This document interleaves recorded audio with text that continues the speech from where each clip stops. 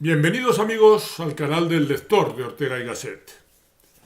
Ernest Renan, escritor y filósofo francés del siglo XIX, planteaba esa pregunta a la que llega todo aquel que aspira a encontrar el sentido último y oculto de las cosas. ¿Qué objeto os habéis propuesto?, preguntaba Renan. Y él mismo se contestaba: por Dios, el mismo que todos se proponen al escribir un libro: encontrar la verdad. Pero, ¿dónde se encuentra la verdad? La verdad habita en nuestro interior, decía San Agustín. Bien, pues eso que decía es precisamente una verdad a medias, la mitad de la verdad. La parte de verdad que habita en nuestro interior es la que está configurada en forma de preguntas, interpelaciones, inquietud o ambigua demanda de nuestra intimidad. Y la otra mitad de la verdad llega a nosotros en forma de respuestas procedentes ya no del interior, como decía San Agustín, sino del exterior, de nuestra experiencia vital. Somos interiormente el alambicado recipiente que toma la forma de signo de interrogación o de vaga intuición y que viene a llenar el mundo externo con sus respuestas o con sus propuestas. Cuantas más preguntas y más abarcadoras, cuantas más vagas intuiciones que necesitan ser clarificadas, más verdad estaremos preparándonos para recibir. Esa verdad interior aparece como foco de luz que ilumina un trozo de realidad exterior. Lo compone, nos lleva a descubrir latencias o realidades implícitas que están ahí afuera, pero que no son, para empezar, evidentes, sino que son originalmente un secreto. Están camufladas en ese mundo externo, el mundo de nuestras experiencias vividas. Bien, pues tenemos por delante el intento de ir mostrando que el descubrimiento de esas verdades ocultas es, ante todo, una tarea literaria y que es el lenguaje escrito el más apropiado para desvelar esos secretos. María Zambrano nos respalda en ese intento nuestro, puesto que dice que el escritor escribe porque quiere decir el secreto, lo que no puede decirse con la voz por ser demasiado verdad. Las grandes verdades no suelen decirse hablando. Y también decía Zambrano: descubrir el secreto y comunicarlo son los dos acicates que mueven al escritor. El secreto se revela al escritor mientras lo escribe, y no si lo habla. Valdría decir que se puede acceder también al secreto que nos constituye convirtiéndonos en narradores, contando historias. Deducimos que para eso precisamente se inventó la literatura, para rodear el secreto como los israelitas hicieron con Jericó, atronando el aire ellos con sus trompetas, los narradores con sus historias, hasta conseguir que las murallas que protegen ese secreto acaben derribándose. El hombre no es una cosa, un objeto, pues este está ya delimitado, concluido, fijado. Y los hombres, por el contrario, estamos en permanente construcción. A los objetos los estudian las ciencias naturales. Que sea una cosa, su ser objetivo, no depende para nada de los sujetos que sobre ella se interroguen. Pero la verdad la generamos nosotros mismos. Va brotando de nuestra libre voluntad. El mundo en el que estoy, en el que me muevo, en el que hago mi vida, ese mundo lo creo yo. Lo ha creado mi inquietud indagadora y abarca hasta donde esa inquietud ha logrado llegar. Por supuesto que mi mundo no es el mundo objetivo, pero respecto de aquel mundo mío, yo sí soy su último creador. Pongamos que tenemos ante nosotros el sol. Un hombre simple buscará alcanzar frente a él solo una verdad simple. Se hará preguntas sobre él de poca envergadura. Porque el sol es el mismo Dios, dirá otra persona que haya abierto más los márgenes de sus preguntas y llegará a conocer una verdad proporcional a esas limitadoras preguntas que se hace. Por ejemplo, llegará a la verdad simple de que el sol es un astro que nos da luz y calor. Eso es verdad. Pero la filosofía escogida para alcanzar esa verdad tan escueta es la propia de un hombre poco complicado, intelectualmente poco ambicioso. ¿Cómo va a caber la verdad que esta última persona buscaba en respuestas tan escasas como las que alcanzaba a dar aquel otro sujeto más simple? Y por la vía que ha abierto este otro sujeto más complejo y ambicioso, podemos llegar a la idea de que hay que desplegar la voluntad en busca de grandes verdades, las que incluso no llegan a ser alcanzadas nunca del todo. Giordano Bruno, por ejemplo, abrió el campo de sus preguntas hasta un punto en el que tuvo que proponer el concepto de infinito para crear un ámbito de respuestas en el que el sol y Dios mismo cupieran de modo suficientemente holgado. En suma, que cada cual escoge la manera de hacer brotar la verdad que es capaz de asimilar. Escoge el tamaño de las preguntas que determinarán la clase de respuestas a las que conseguirá acceder. ¿Qué clase de filosofía se elige? Depende de qué clase de hombre se es, dijo, desde el punto álgido de su posición filosófica, Johann Gottlieb Fichte. Cada cual, desde su particular modo de ser, escoge su manera de tratar con la verdad y el tamaño de esa verdad. Ortega decía asimismo en este sentido: todos nuestros actos, y un acto es el pensar, van como preguntas o como respuestas referidos siempre a aquella porción del mundo que en cada instante existe para nosotros. No existe el cuerpo aislado frente a un medio homogéneo e idéntico para todos, sino un todo funcional que constituyen cada cuerpo y su medio.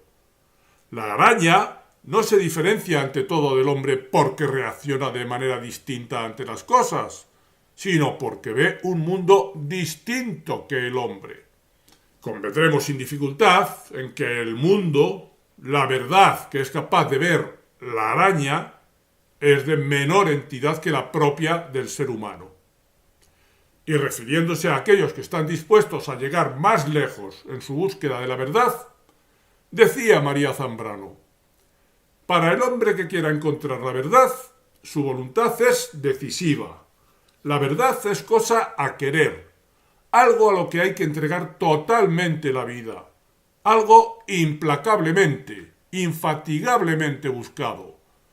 La verdad, por tanto, es algo que está en tránsito, que se va acomodando como respuesta al tamaño o envergadura de las preguntas que seamos capaces de hacernos. Salvo como momentánea etapa del camino, no hay allá afuera, frente a nosotros, una verdad dada y definitiva. La verdad empieza por emerger de nuestra voluntad o de nuestra inquietud indagadora, desde el campo de preguntas que lanzamos hacia afuera para que vaya acudiendo a nosotros en forma de más o menos solícitas respuestas. Por eso, como dice Kant, no se enseña filosofía, se enseña a filosofar, se enseña a formular preguntas, a situarse ante el mundo en actitud interpelante. Llegamos a conocer de verdad solo aquello que nuestra inquietud nos empuja a desear conocer. Esa verdad habita en nuestro interior en estado de latencia, en forma de punzantes interrogantes que emitimos hacia el exterior y que el mundo habrá de devolvernos en forma de respuestas. Mientras no acabe de desvelarse, y nunca lo hará del todo, esa verdad será un secreto, un arcano. Y lo más curioso es que si renunciáramos a desvelar ese secreto, se puede acabar convirtiendo en un monstruo que llegaría a devorarnos. Este es un canal de divulgación de la filosofía y sus alrededores, especialmente la filosofía de Ortega y Gasset, el pensador en lengua española más importante habido hasta el día de hoy. Ayúdame en esta tarea divulgativa haciéndote suscriptor y dando al me gusta. Recojamos estas ideas para buscarles aplicación a través de lo narrado en una buena película. Un monstruo viene a verme, que es una película de 2016, dirigida por Juan Antonio Bayona, el conspicuo director de cine cuya última película, La Sociedad de la Nieve, ha tenido tan destacado éxito.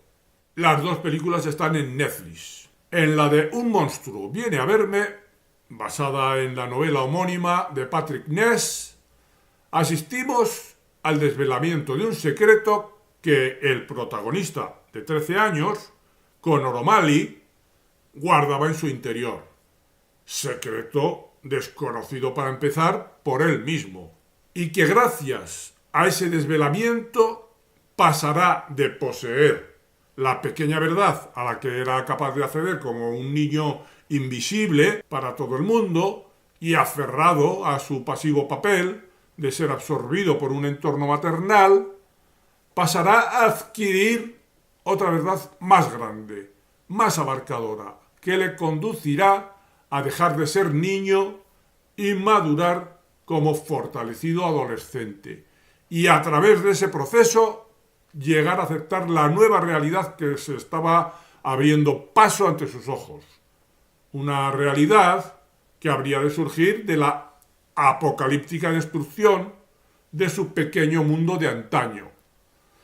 El monstruo que vivía en él, igual que el arquetipo de la sombra de Jung, de Carl Gustav Jung, era tan destructivo como creador. Absurdo para la mente de un niño, luminoso para la del adolescente que estaba emergiendo. Ese monstruo ayudará a Connor, el protagonista, a desvelar su secreto tal y como es debido, contando historias, haciendo aflorar en él el lenguaje literario con el que habría de construir la nueva verdad que hasta entonces se había mantenido en secreto en las profundidades de su alma. Todo empezó a partir de la tarea de redacción que en clase había encargado a sus alumnos, entre ellos Connor, la profesora de literatura. El encargo, la tarea consistía en contar historias, y en el proceso de realizar esa tarea, un monstruo se le aparecerá entre sueños a Connor para ayudarle a desvelar su secreto precisamente contando historias, haciendo aflorar en él el lenguaje literario con el que había de construir la nueva verdad, la del adolescente que viene a sustituir al niño. Historias, pensó Connor con un escalofrío mientras caminaba hacia su casa, se dice en el libro y en la película. Vuestras historias, había dicho la señorita Barr. No penséis que no habéis vivido lo bastante como para no tener una historia que contar. Escribir la vida, lo había llamado. Un trabajo sobre ellos mismos. Su árbol genealógico, dónde habían vivido, los viajes en vacaciones y los recuerdos felices, cosas importantes que hubieran pasado. Así empezó Connor a pensar en esa clase de lenguaje que da acceso al secreto interior. Aquella noche, cuando dieron las 0:07, la hora en que irrumpen los sueños, el monstruo se presentó ante la ventana de su habitación. «¿Qué quieres de mí?», dijo Connor. «No es lo que yo quiera de ti, Connor O'Malley». El monstruo pegó la cara a la ventana. «Es lo que tú quieres de mí». «Yo no quiero nada de ti», replicó Connor. «Todavía no», dijo el monstruo, «pero ya lo querrás». «Es solo un sueño», se dijo Connor. Abrimos paréntesis. En los sueños, dice Carl Gustav Jung, penetramos en el hombre más profundo, donde todavía él era todo y todo estaba en él, en la naturaleza indiferenciada, exenta de toda yoidad. El monstruo de Connor era esa naturaleza, era un árbol personificado, era una parte de él mismo. «¿Pero qué es un sueño, Connor O'Malley?», dijo el monstruo mientras bajaba la cabeza hasta la cara de Connor. «¿Quién dice que no es todo lo demás lo que es un sueño?». Nuevo paréntesis. El alma, dice efectivamente Jung, es algo lo suficientemente misterioso como para no estar seguros de en qué proporción yo soy mundo y en qué proporción el mundo soy yo. Esto último, que el mundo sea yo, es lo característico del estar soñando. «Esto es lo que pasará con O'Malley», continuó el monstruo. «Vendré a ti de nuevo otras noches». Y Connor sintió que se le encogía el estómago, como si se estuviera preparando para recibir un golpe. «Y te contaré 3 historias». «Bueno», Connor miró a un lado y a otro sin dar crédito. «¿Y qué clase de pesadilla es esa?». «Las historias son lo más salvaje de todo», retumbó la voz del monstruo. «Las historias persiguen, y muerden, y cazan. Y cuando yo haya contado mis 3 historias, tú me contarás a mí una 4ª, y será la verdad, tu verdad». «Vale», dijo Connor, «pero dijiste que antes del final pasaría miedo, y eso no da nada de miedo». «Sabes que no es cierto», dijo el monstruo. «Sabes que tu verdad, esa verdad que escondes, Connor O'Malley, es lo que más miedo te da en el mundo». «¿Y si no te la cuento, qué?», dijo Connor. El monstruo volvió a esbozar su sonrisa diabólica. «Entonces te comeré vivo». El secreto permanece en la sombra en forma de pecado inconfesable, impronunciable. Por eso la conciencia lo rechaza, y no se tienen para empezar palabras con las que confesarlo. Pero si no se llega a confesarlo, puede acabar devorándonos, tal y como el monstruo le amenazó a Connor. Aceptando el propio pecado, decía Jung, se puede vivir con él, mientras que su rechazo trae consigo incalculables consecuencias. Cuando Émile Michel Cioran escribió su primer libro, En las cimas de la desesperación, se justificó diciendo: «Es evidente que de no haberme puesto a escribir este libro a los 21 años, me hubiese suicidado. ¿Por qué no podemos permanecer encerrados en nosotros mismos? ¿Por qué buscamos la expresión y la forma intentando vaciarnos de todo contenido, aspirando a organizar un proceso caótico y rebelde? Siempre es peligroso refrenar una energía explosiva, pues puede llegar el momento en que deje de poseerse la fuerza necesaria para dominarla. Existen estados y obsesiones con los que no se puede vivir. La salvación no podría consistir en confesarlos». El lirismo representa una fuerza de dispersión de la subjetividad, pues indica en el individuo una efervescencia incoercible que aspira sin cesar a la expresión. Su verdadero valor consiste precisamente en no ser más que sangre, sinceridad y llamas. Añadamos a nuestras indagaciones este perturbador motivo que puede llevar a convertir a alguien en escritor. Cioran escribió para no suicidarse, y si lo consiguió parece que fue porque la escritura significó para él una especie de confesión. Por tanto, le sirvió para liberarse de algo así como un pecado.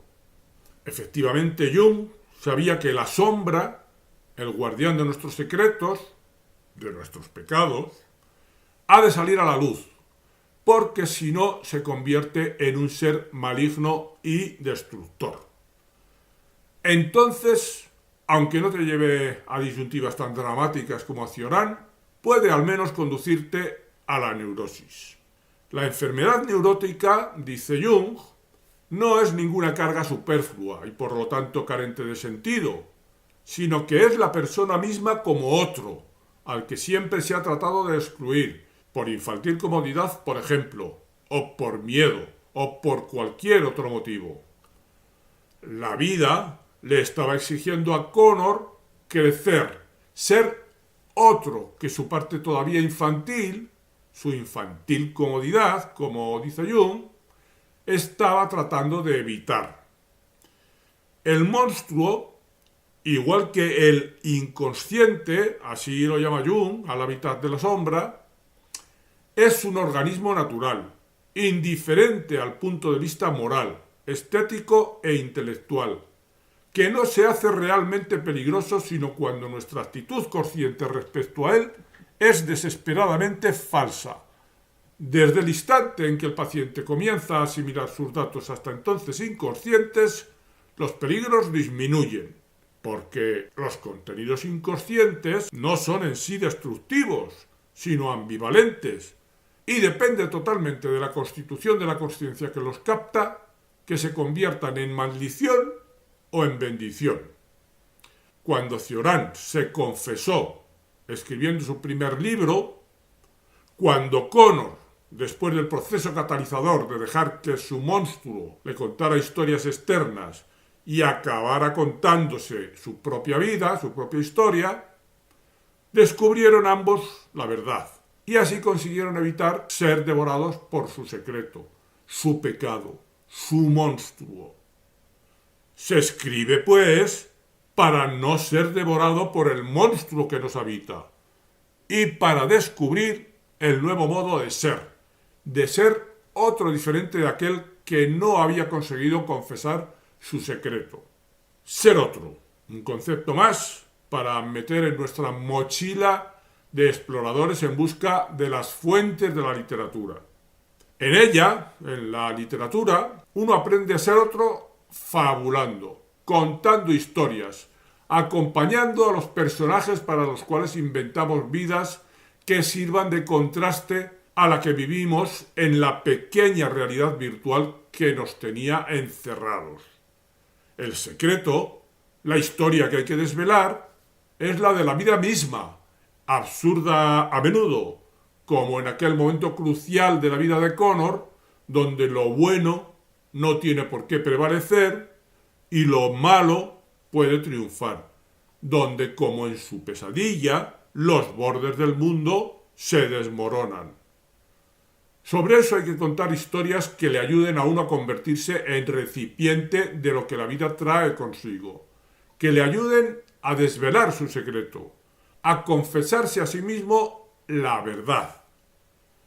Rosa Montero lo dice de esta otra forma. No se escribe para enseñar nada, se escribe para aprender. Si no tienes la sensación de haber puesto un poco de luz en tus sombras, es que lo que has hecho no es lo suficientemente bueno. Y dice también, escribimos siempre sobre nuestras obsesiones. Metamos también en nuestra mochila de exploradores este concepto de sombras al que se refiere Montero. Esta desvelación de secretos podríamos decir que en el contexto de la psicoterapia adquiere también la forma de acertijo. La persona que acude a la consulta del psicoterapeuta va aportando datos sobre su vida, su sufrimiento, su manera de estar en el mundo, que son como pistas que se van acumulando para acabar dando con la solución de ese acertijo, que consiste en organizar los datos de la experiencia vital del paciente y que se van acumulando de forma que eventualmente acaben apuntando hacia una solución. Un acertijo para el que no se tiene solución dentro de las claves o del contexto hasta entonces habituales y que, y aquí viene lo decisivo, en ese ámbito psicoterapéutico ha de conseguir formularse en clave verbal, en forma de palabras que den razón de ese mundo interior hasta entonces desconocido. La respuesta al acertijo que plantea un problema psíquico late, está esperando, antes de traducirse en cambios de comportamiento, en forma verbal. Solo se puede cambiar y resolver ese tipo de problemas psíquicos a partir de que se hayan comprendido. Y ese acto de comprensión se produce en un formato verbal.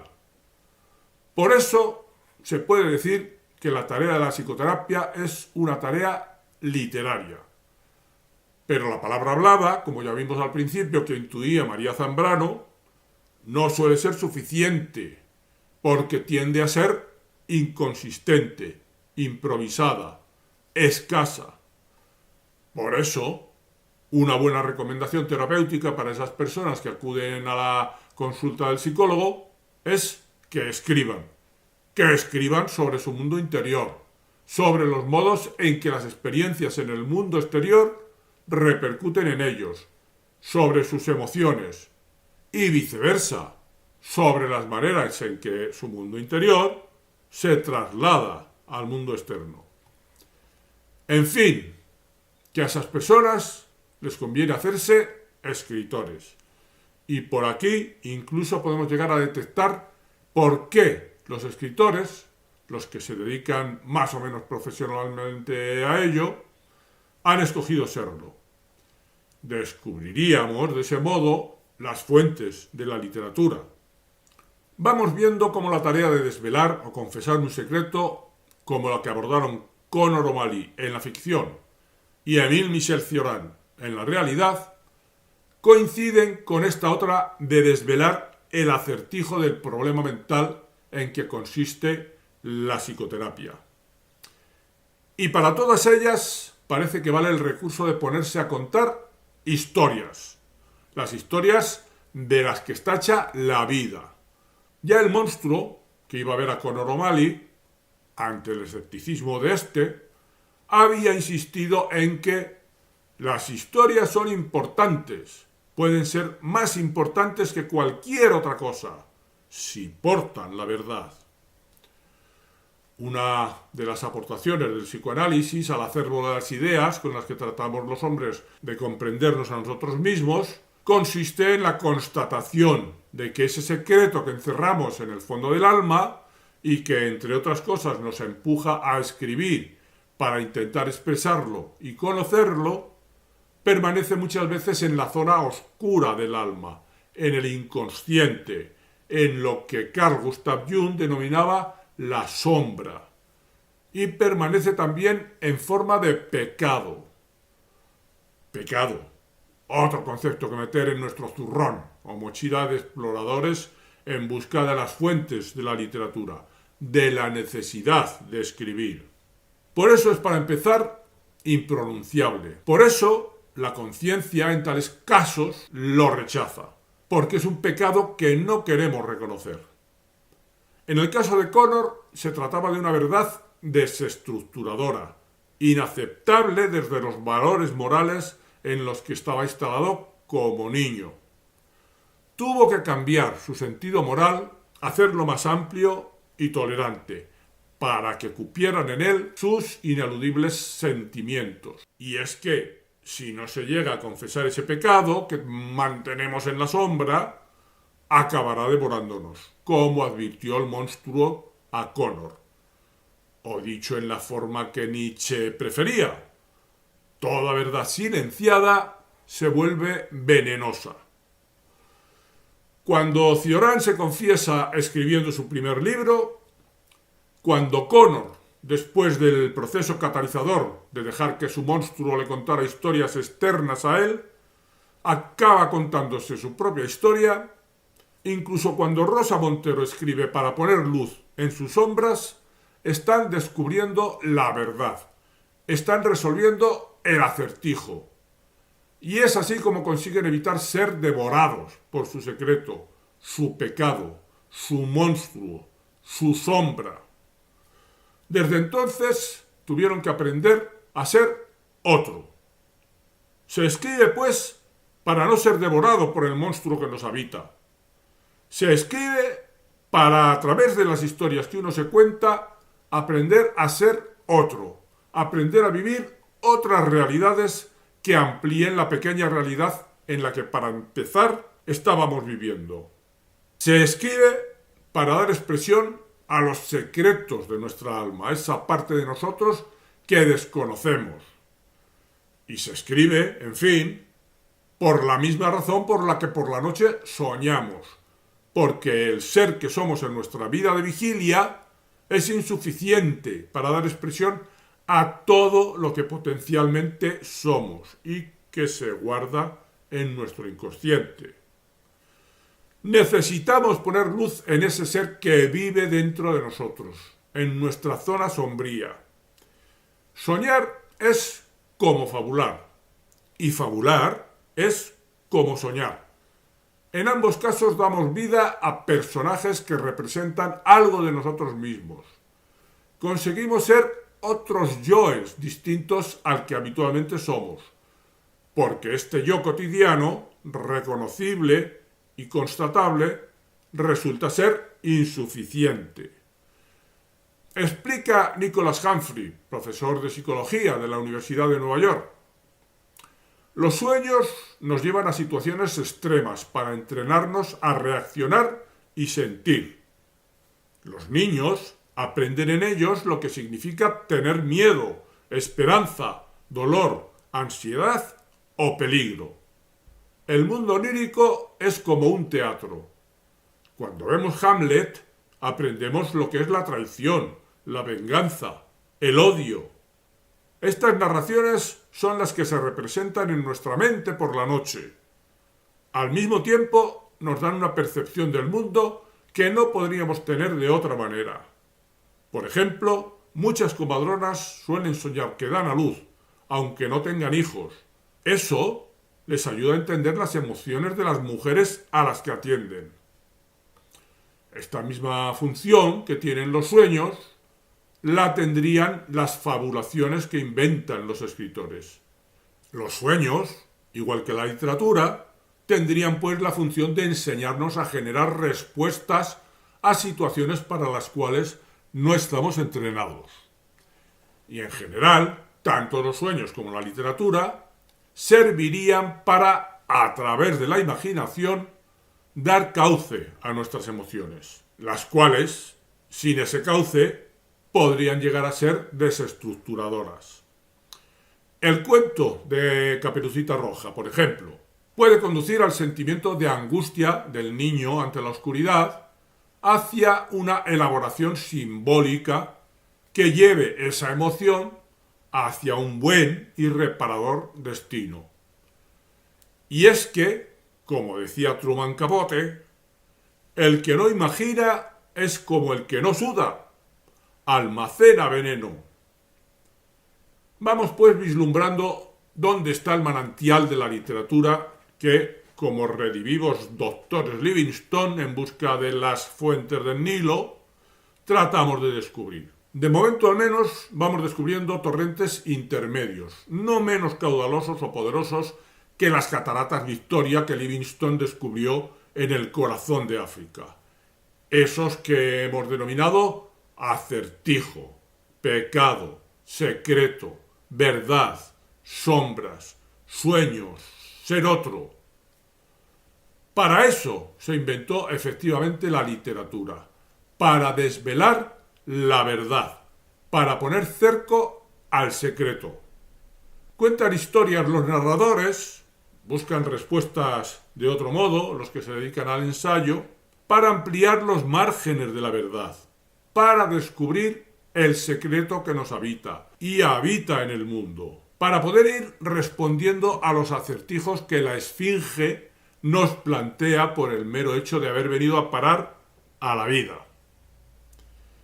A estas alturas ya hemos podido constatar que el escritor auténtico, no escribe por capricho o por entretenerse, sino por necesidad. En este sentido, decía Carl Gustav Jung, al explicar los motivos que le impulsaron a escribir su autobiografía, decía: «Un libro mío es siempre obra del destino. Existe en ello siempre algo difícil de prever, y yo no puedo prescribirme o proponerme nada. Así también, la autobiografía toma ya ahora un camino distinto al que en un principio supuse. El que yo redacte mis antiguos recuerdos es una necesidad. Si lo abandono un solo día, se manifiestan inmediatamente desagradables síntomas físicos. Tan pronto como vuelvo a trabajar en ello, desaparecen y recupero mi claridad mental.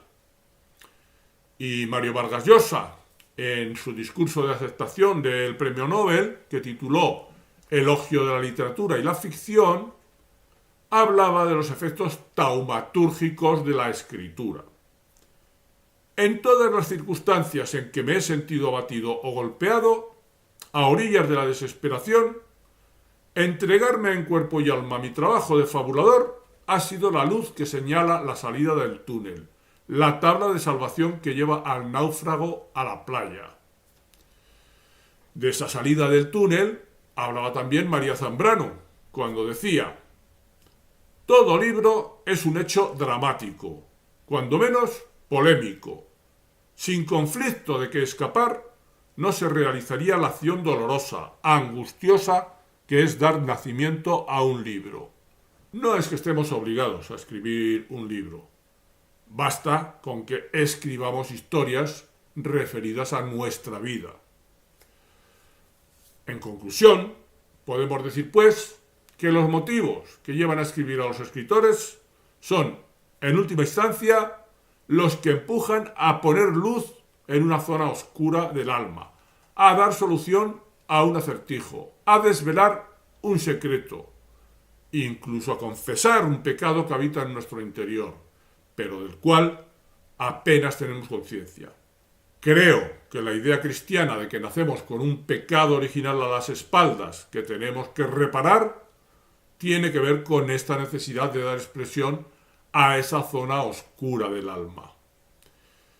Y quien no se atreve a fabular escribiendo, al menos fabula soñando. Los sueños son literatura en su modo incipiente, y uno y otro modo de fabular cumplen la misma función, la de dar expresión a ese otro ser que somos en la sombra. Los escritores escriben por necesidad, de la misma forma que soñamos por necesidad.